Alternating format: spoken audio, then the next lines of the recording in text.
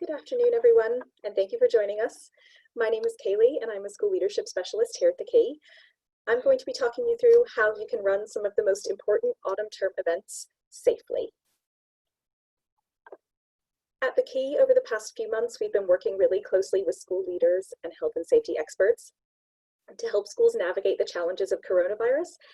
The advice that we're about to discuss is based on government guidance, advice from our experts on health and safety and school leadership, and examples of good practice from schools up and down the country. We'll start by talking through remote parents' evenings, then we'll move on to open days and Christmas or holiday events. We'll then have some time at the end for a question and answer session. I know a lot of you will have questions about school pickup and drop off and running intervention safely in your schools in particular, because we've had lots of questions about this from our members as well. So we can answer questions you have about that and anything else when we get to the Q&A portion. You can pop your questions, should you have them, in the chat box. So let's get started with parents' evenings.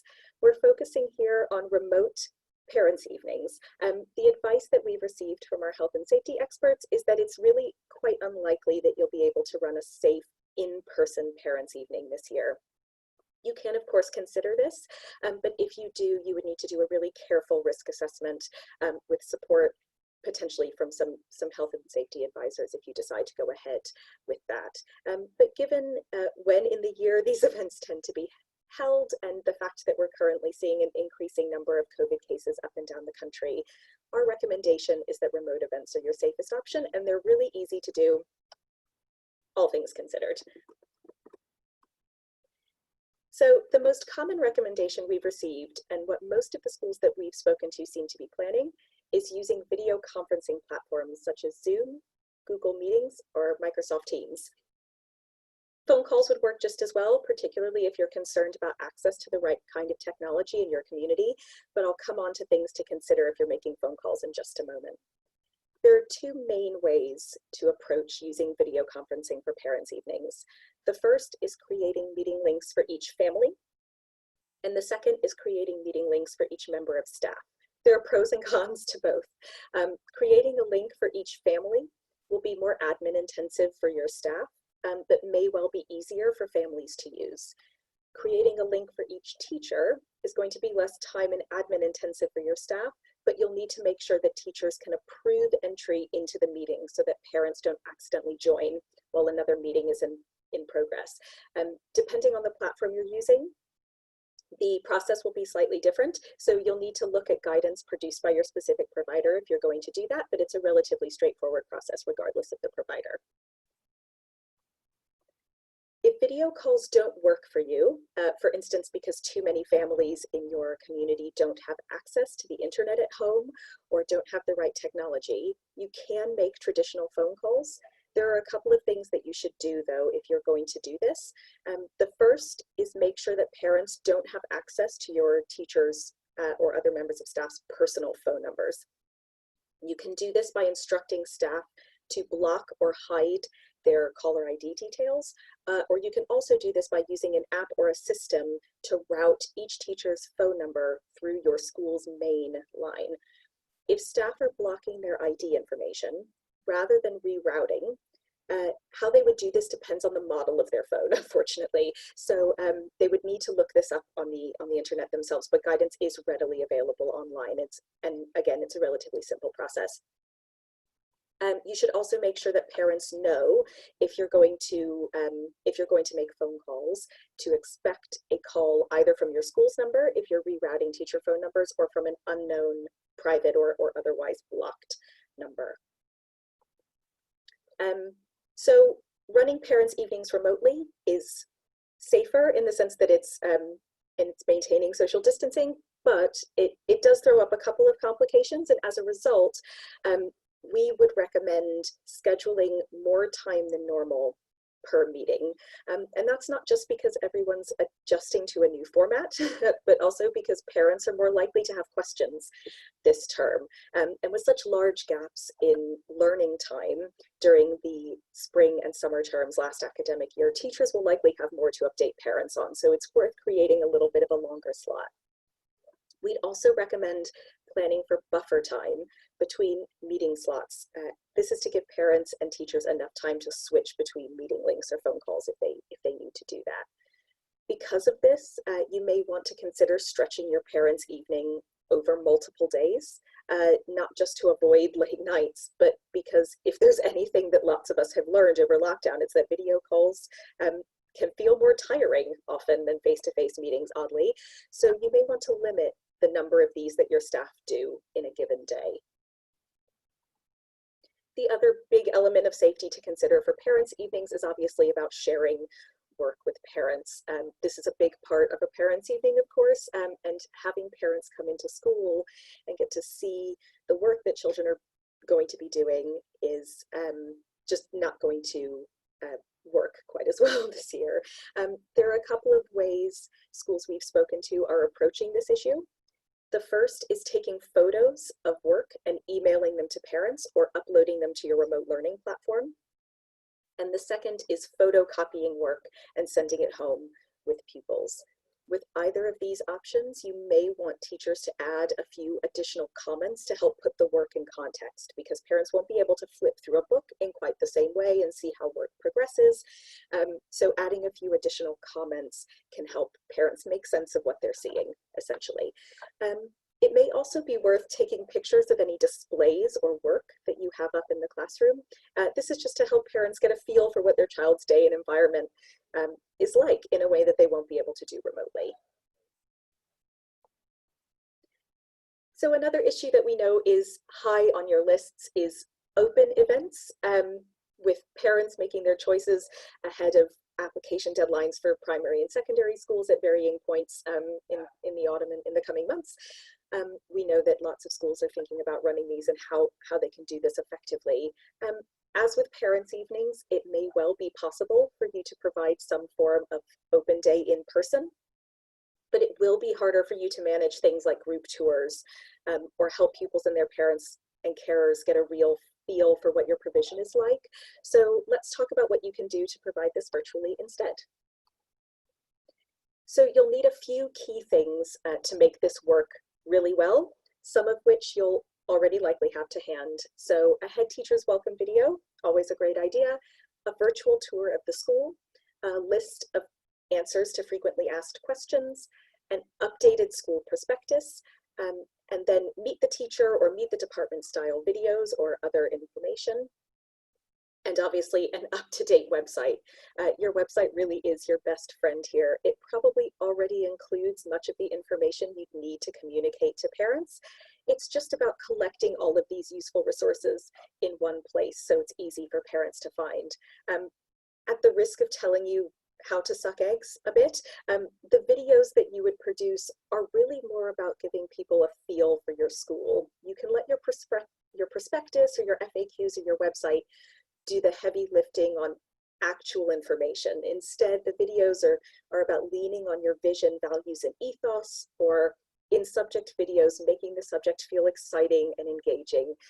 You don't have to worry about trying to reel off lots of facts and figures or writing a whole script. They're really much easier to create than you might otherwise imagine, especially if you've never done them before. In addition to the items mentioned on the last slide, we'd really recommend including an interactive element if you're doing a virtual open event. This is particularly useful to key demographics of pupils, parents, and carers, and it helps parents feel part of the community before they've even joined you. You can use your existing parents' evening booking system, or even something as simple as a Google form to allow people to book face-to-face sessions with key members of your school staff, in particular your SENCO, any pastoral leads, or department and subject heads.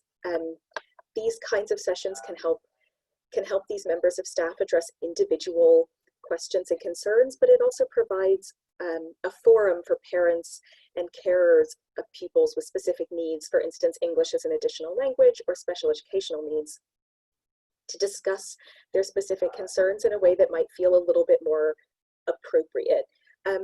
If you do this, keep the group sizes small. That would be our big recommendation. It's really easy for everyone, including staff, to feel overwhelmed in big video calls, like me right now.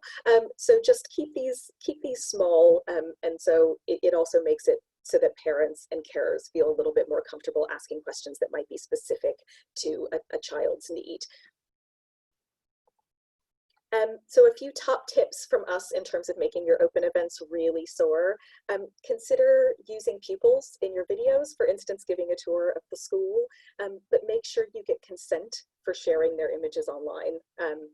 All data protection practice still works here. Collect all of your frequently asked questions in one place, even if they're already on your website. As someone who works a little bit in digital content can tell you, the easier you can find it, make it for people to find you and find the information, the better. The less clicking around your website they have to do, the better. So even if all of that information is already on your website somewhere, collect it all in one document, stick it on a really easy to find page, and make it so that parents and carers and pupils themselves, if they're old enough, can find all of the information they need. And then just make sure that parents know who to contact if they have specific questions. Make sure that your staff lists on your website are as up to date as they can be. Make sure that everything is clear, that there are email addresses for key members of staff, all of that information, so that if people need to get in touch either during or after an open event, they can do. So let's move on quickly to kind of Christmas and holiday events. We know there are lots of concerns at the moment about how schools are going to run the kinds of festive events that you're used to doing and that everyone looks forward to every year, and fates and fairs and pantomimes and nativities, all of it. There's no virtual option that will replace the warm fuzzies that you get from the real thing, but hopefully these suggestions will help keep you and your community connected. So lots of schools are considering virtual plays, pantomimes, or nativities. If you're doing this, there's a couple of ways to go about it and things to consider. The most common one we've heard so far is class groups in bubbles, rehearsing and recording in their classrooms, and then sending those videos via email or uploading them to your remote learning platform. A really not a terrible departure from what you would normally do, particularly in primary schools where those rehearsals tend to happen in class groups anyway. For pupils who are self-isolating, we've also heard from schools who are thinking about having pupils record different bits of a play or nativity separately and then editing them together into one nice video. It's a good way to create that feeling of doing something together. But if you're not confident on the video editing skills, or making things stitch together really nicely, we've also heard from schools that are doing almost mini skits or more like a variety performance instead. So pupils who have instruments at home are playing a little bit of an instrument. A child is doing a poetry reading, someone is showing an art and craft they made, all of these different things that allow each pupil to contribute, record it separately in their homes, and then share all together. It's, get creative. It's more about creating that sense of community than having potentially the traditional nativity or play experience. We also know that these activities are not just about the kind of it's not just for the pupils. It's not about the play necessarily. This is also the key time of year for fundraising. All of these events for lots of schools help raise a lot of the funds, particularly for PTAs or friends of associations that you rely on for the rest of the year. So here are some additional or some different options that you might want to consider if you can't do your traditional fete or fair. Online auctions are appearing to be very popular at the moment. They are relatively easy to set up. There's a couple of different websites and providers that you can use to do this, but you could also use a platform like Zoom or Microsoft Teams to have people dial in if you wanted more of that live auction feel. We also have seen schools doing a program of online activities led by staff, parents, or pupils. So in the same way that you might create a schedule of drop-in Zoom sessions for an open evening, you could create a series of links with a schedule where you might have one parent leading a kind of junk modeling session, another parent playing an instrument. It could be a talk or a reading or whatever parents or pupils feel comfortable doing. Just a variety of activities, and those could be sponsored so that parents can kind of contribute a little bit towards the school using online or contactless payment or however, whatever facilities you have available there. Another really popular option we're seeing, and I particularly love this one, is virtual quizzes for pupils and parents.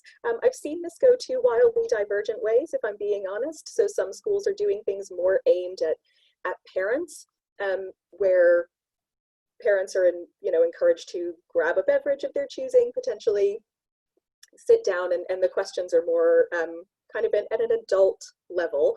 But we've also seen some schools take the approach where they're almost quizzing parents about the things that their children would have been learning in school over the year. It's a kind of sneaky learning activity, but a really great idea.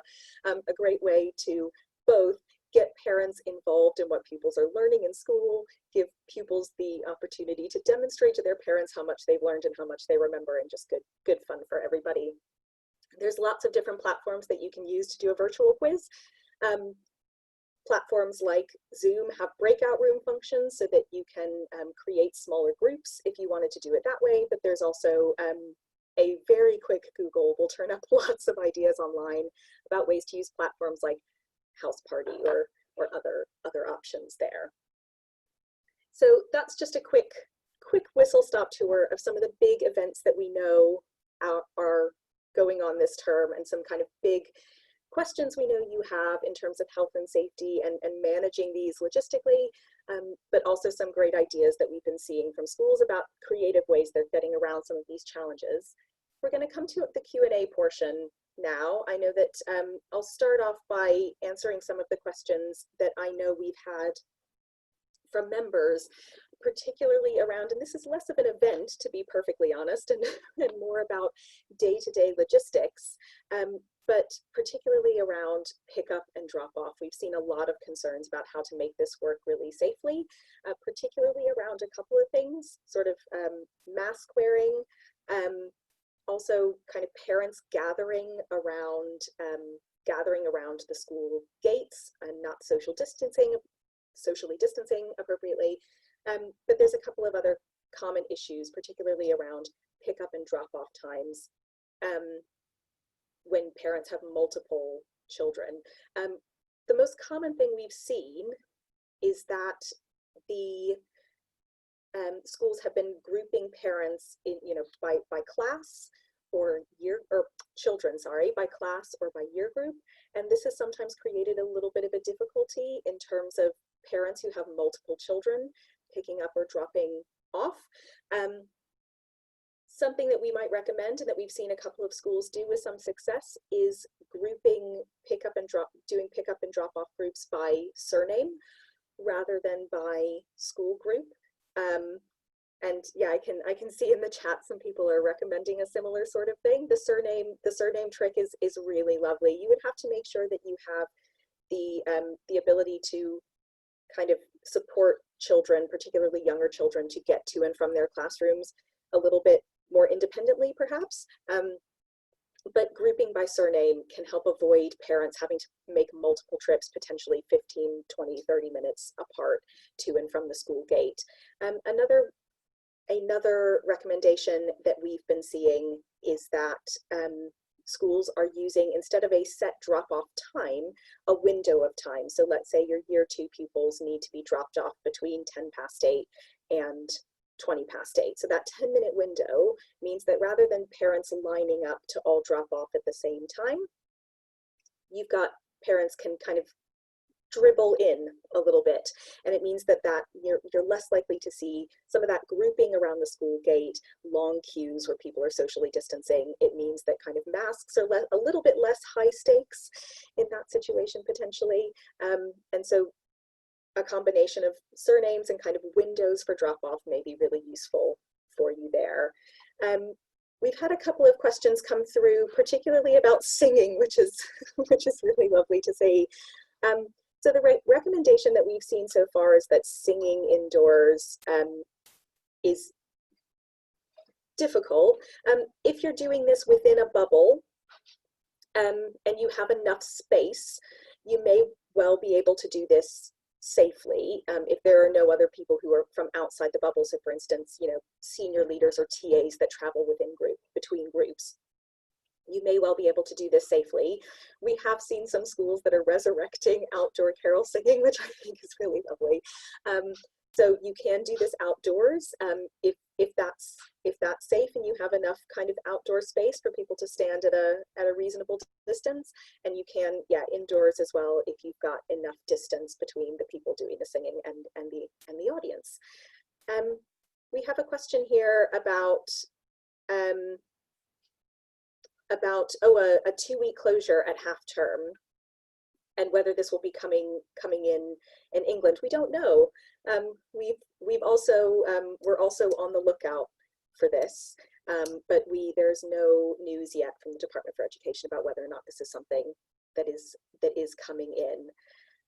We have a question here about using an online platform. It says, when using an online platform to communicate with parents, for example, Microsoft Teams, is it possible to blind copy email addresses into the system to prevent all parents seeing all the email addresses, a possible GDPR issue? That's a really good question. And to be honest, I don't know the answer. I suspect that whether or not that's possible will depend on the specific platform. But you should be able to get in touch with someone at each provider who will be able to help you with this. But that's a very good call, and I'm sorry, I don't have an answer.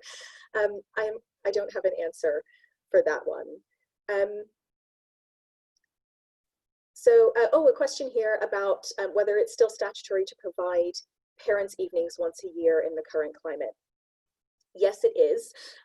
There's been no change in the regulations there. However, there are no regulations about what parents' evening must look like. So while you do have to provide some sort of touch point with parents, it doesn't have to be in person. It can be over the phone or over a video conferencing platform. And I think as long as you're making the effort to make sure that parents have that point of contact with teachers and they're getting all of the information they need potentially in a report, you're not going to fall foul of anything there. So that, there's no format that you have to stick to, which is really helpful. Are there any recommended apps or websites to make videos for tours? That's a really good question. Most of the schools we've seen are doing this on YouTube and creating kind of private links so that it doesn't kind of end up all over the internet. But we've also seen schools create virtual tours using Minecraft, where you build essentially a kind of a digital replica of the school in its own little world, which I think is a very cute idea. There's lots of different ways to do this, but those are the two that we've seen so far. A question here about how do we film a class and distribute the films via email when there are looked after children? That's a very good question. It would potentially be a good first step would be to speak to the virtual schools head about the kind of provision for that pupil, the people involved in the care of that pupil, and who the best person would be as a kind of point of contact if that pupil doesn't, for instance, lives in a communal space. That would probably be the best step forward. But because there is a team around that pupil, including potentially your SENCO or a social worker or LA representative, it would, that would be the team to talk about that with. Lots of questions in here about getting a copy of the slides, and yes, I do. I believe you will be getting a copy of the slides in an email that will follow this.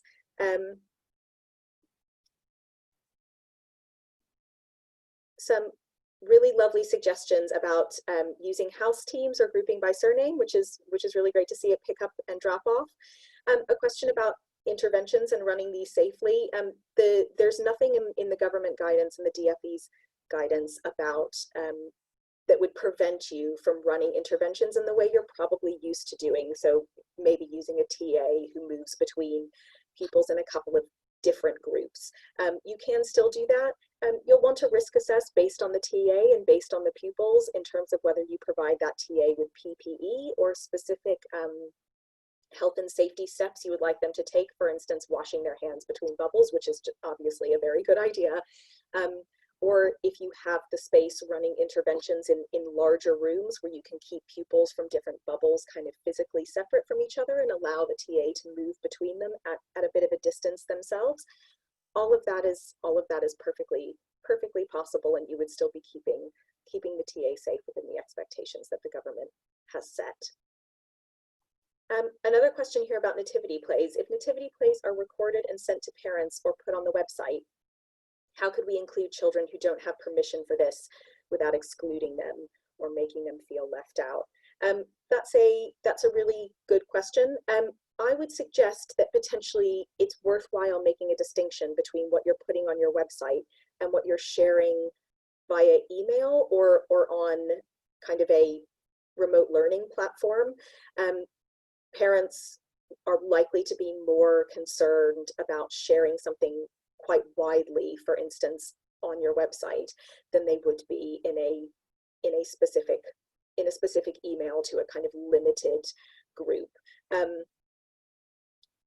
I think it's probably just worth having those conversations with individual parents about what their concern is. So if that generic consent form that they sign about kind of recording or taking photos of their child says no right now, that may well be because they were concerned that it would be placed on the school's wider website, which is quite open to the public, and that may make them uncomfortable.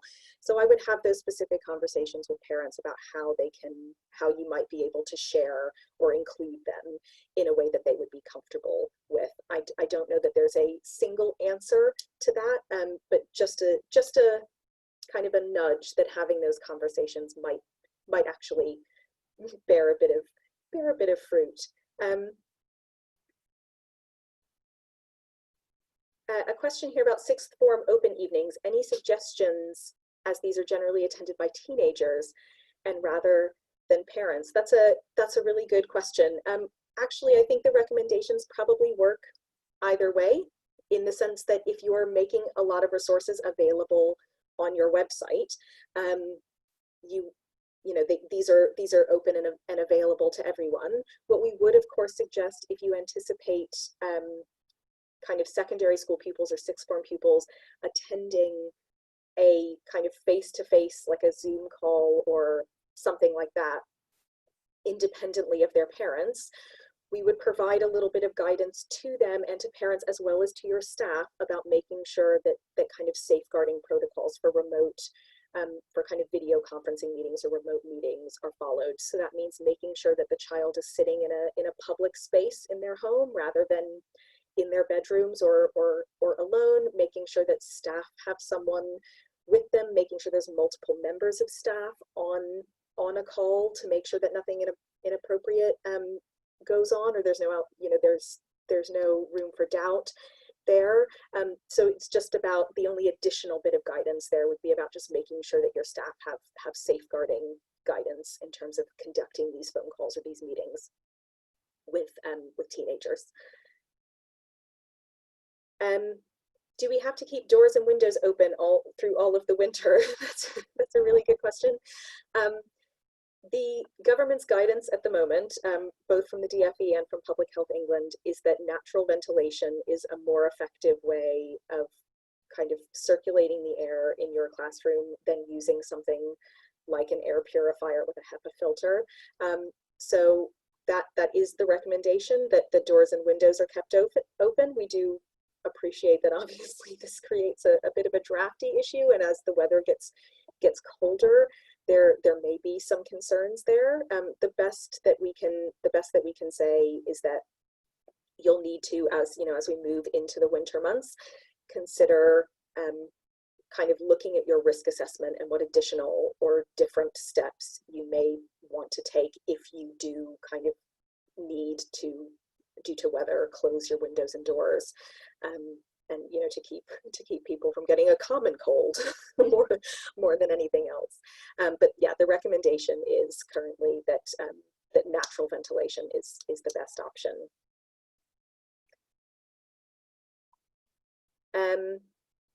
Sorry, I'm just looking. So a question here about space with regards to singing. What's the current guidance? There isn't any, unhelpfully. So there's no sort of set rule about how much space there needs to be, which is really not that helpful, I'm afraid. But I think it's about making an informed judgment about the ventilation of the space, the number of people who will be singing. And I realize that that's not particularly helpful, but there's no guidance either from Public Health England or from the DFE about what an appropriate amount of space for that kind of activity is. You'll have to make a judgment based on what you know about your school buildings, and how much ventilation you can create, encourage, how much you have, and then make a judgment from there. Oh, a really lovely suggestion here about how to do this, how to do some of this well. So it says, we do a Zoom assembly on Friday. 2 members of SLT lead the assembly from an office, socially distanced, and then everyone has it up on their boards in the classrooms. We share photos and good work too. This allows us to still do our celebration assembly, and the students love it. The videos, their videos are not on, so no students are on the screen. That's a really lovely idea as well. Something you could potentially, if you do sort of Christmas assemblies or things like that, ways of sharing that across the school. Question here, we haven't used Teams for remote lesson delivery. In regards to delivery of remote parents' evening, my preference would be to minimize the admin setup time of remote meetings. Does anyone have any recommendations on companies that are offering applications that deliver parents' evenings? That's one for, I'm certainly not aware of any that are specifically for that. But if anyone has any suggestions, please do pop them in the chat box, because that's, I'm sure, a concern that everybody else has.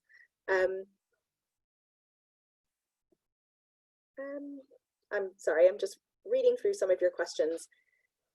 Do you have any thoughts about safeguarding when doing interactive sessions with parents? This is a very good question.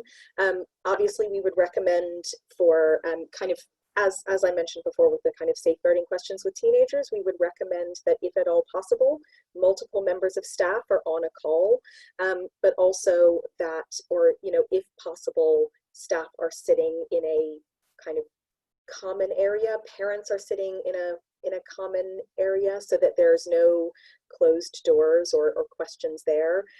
It is also possible in a lot of cases to record calls. If you're using platforms like Microsoft Teams, Google Meets, or Zoom, you can record these if you have any concerns. Obviously, if you are going to record any sessions, even if it's just for safeguarding purposes, you would need to let parents know, and they would need to consent to this.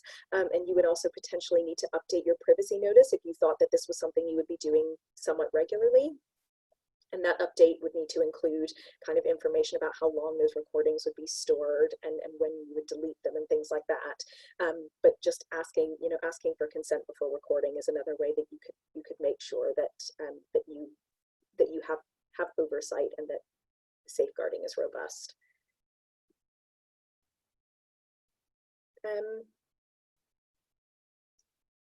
Next question. With regards to carol concerts, do we not have to work to a maximum of 6 adults, parents inside? Can we have any number outside as long as they are social distancing? So I think the guidance, my understanding of the guidance is that it's for, yeah, that you would need to consider the number of the number of adults that you would have in, or the number of people just generally, in addition to your kind of class bubble that you would have attending.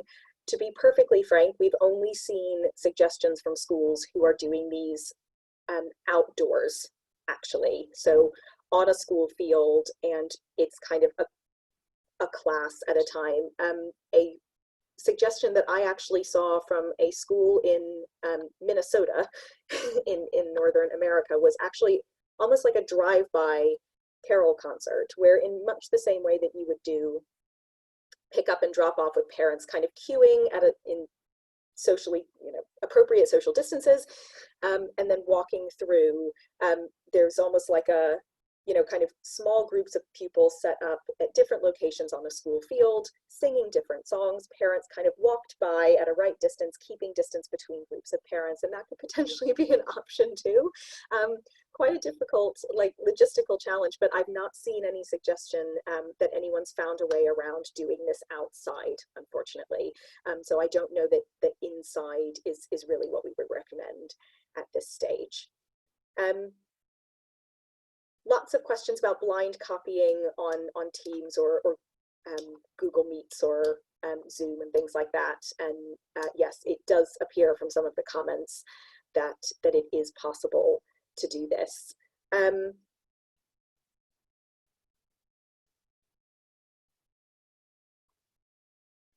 Oh, another question about interventions. I hope I've answered this one already, but just to reiterate, it is possible for staff to kind of move between bubbles if that's what's needed to deliver your education.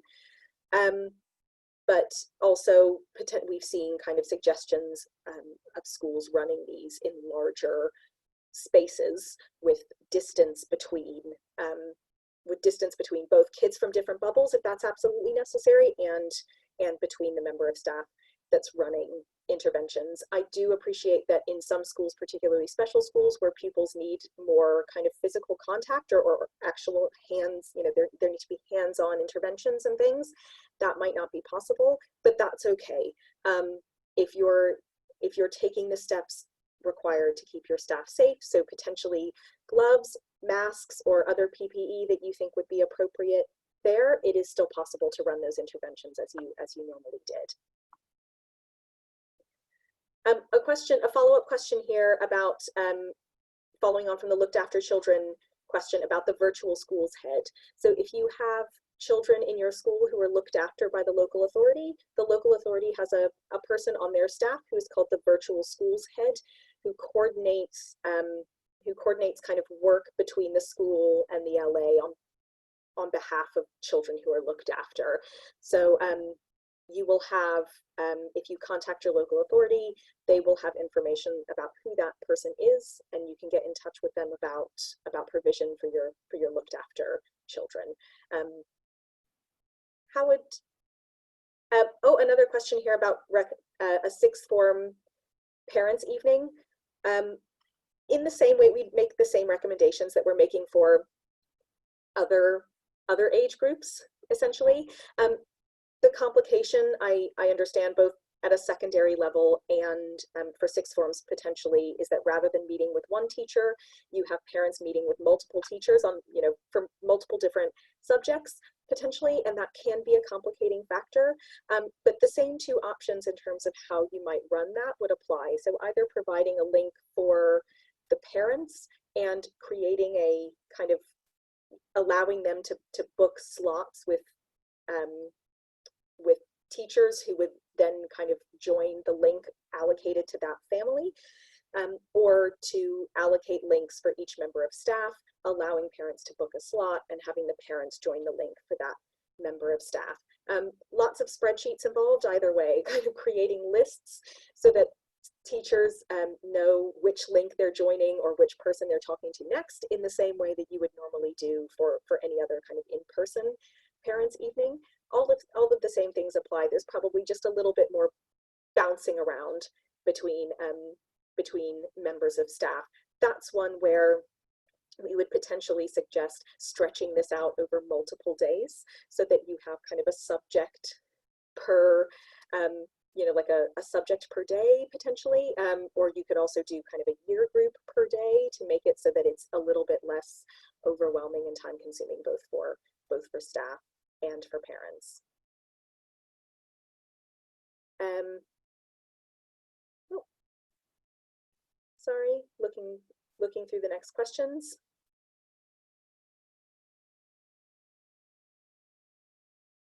We are set out in class bubbles, but after school club is a year group bubble. Can I increase wraparound care bubbles from a group size of 15?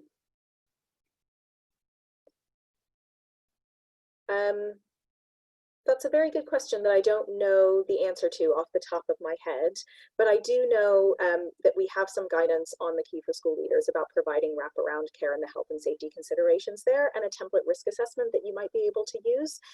So you might want to hop on our site, have a look at what we have there, because I know we do have some guidance on that. Another question about singing: is there a maximum number of children in Key Stage 1 that can sing inside as part of a music lesson?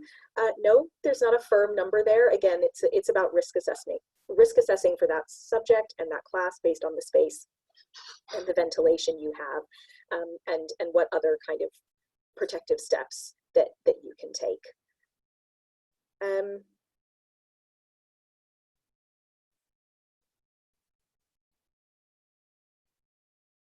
Oh, sorry. I think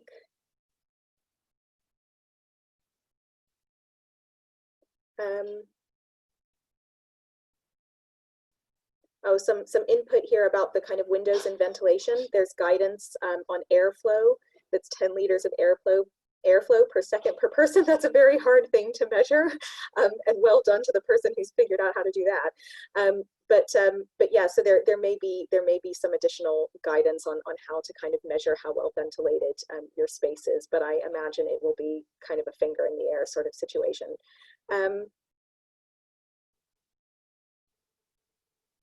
Oh, some recommendations about platforms to look at: School Cloud and Parent Evening CompNat apparently are offering some, so it would be worth looking into those.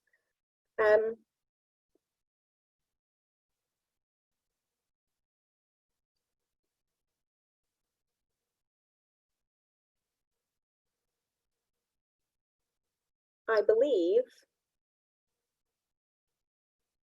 okay, we have a really lovely question here about remote learning. Remote learning preparation is statutory soon. How can we manage that and teaching in the classroom without overburdening teachers? That's a really great question that has no easy answer. At the moment, actually, that's a lovely segue, because at the moment, my team is working on a package of content to and kind of tools, guidance, and resources to help schools figure out just that thing: how you manage workload during all of this, how you manage providing education both in the classroom and at home when you have potentially multiple teachers off sick, what really good quality remote learning looks like. So I don't have the answer to that for you just now, but we do know that it's a very acute concern, and we're going to be publishing some guidance shortly to help schools manage this. I see, yeah, lots of questions about kind of managing remote learning effectively. And yes, that will be coming soon. I believe that's all the questions that we have. Thank you very much, everybody, for attending. If you're interested in membership of the Key, there's some information on your screen that you can use to get in touch with us. I hope today's session has given you a bit of a glimpse into the type of support that we provide for our members and the guidance that you can find on the Key. As I mentioned, we are currently working on some guidance to help empower school leaders to make really great decisions about their remote learning and to deliver some really high quality provision. So you can look forward to that in the coming weeks. And we'd love to support you as well. So please do get in touch if you're interested in learning anything else about the key. The short links are there if you want to take a quick screenshot or a picture with your phone, but we're also sending out a copy of the slides later, so you don't need to worry too much about that. Those links include information about membership and pricing, and you can always give us a call. Thank you very much for your time. I hope you found this really useful, and have a good day.